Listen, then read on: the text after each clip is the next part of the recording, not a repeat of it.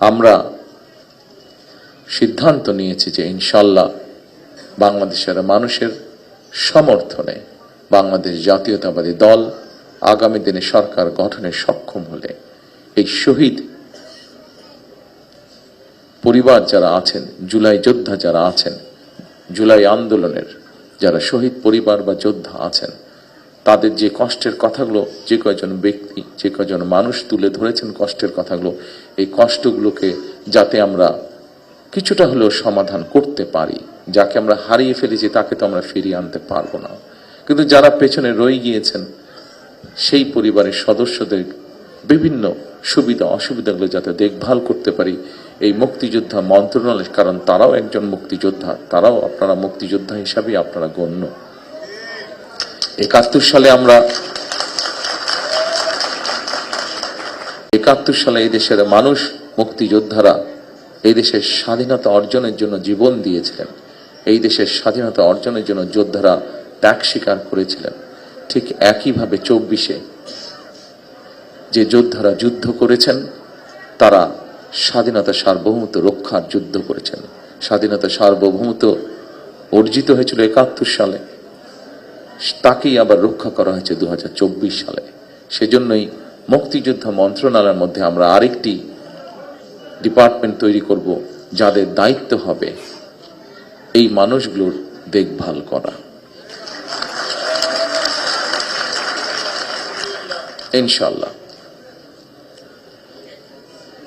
সম্মানিত শহীদ পরিবারের সদস্যবৃন্দ, সম্মানিত জুলাই যোদ্ধারা, দীর্ঘ 1.5 দশকেরও বেশি সময় ধরে চলা ফ্যাসিবাদী বিরোধী আন্দোলনে হাজার হাজার মানুষ গুম হয়েছে, খুন অপহরণের শিকার হয়েছে। এরকম অনেকগুলো পরিবারের সাথে গতকাল আমার কথা হয়েছে, দেখা হয়েছে। অসংখ্য অগণিত পরিবার সব হারিয়ে ছিন্ন বিচ্ছিন্ন হয়ে গিয়েছে। শুধুমাত্র জুলাই গণ অভ্যুত্থানেও 1400-রও বেশি মানুষ শহীদ হয়েছেন, আহত হয়েছেন 30,000-এর মতন মানুষ। এই 30,000-এর মতন মানুষের মধ্যে এমন কিছু মানুষ আছেন যাদের সংখ্যা 500-র মতন, যাদের কারো এক চোখ অথবা কারো 2 চোখই নষ্ট হয়ে গিয়েছে, পঙ্গু হয়েছেন অনেকে। জুলাই অভ্যুত্থানে যেভাবে মানুষকে হত্যা করা হয়েছে, 1,500-এর মতন মানুষকে যে হত্যা করা হয়েছে, এটিকে এক বাক্যে স্রেফ আমরা একটি গণহত্যা বলতে পারি।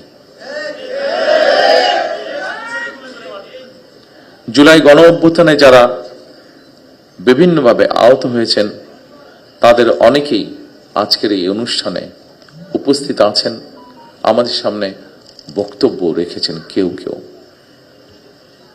অনুষ্ঠানে অংশগ্রহণকারী আহতদের যারা বক্তব্য রেখেছেন তাদের কষ্টের কথাগুলো আমরা শুনেছি।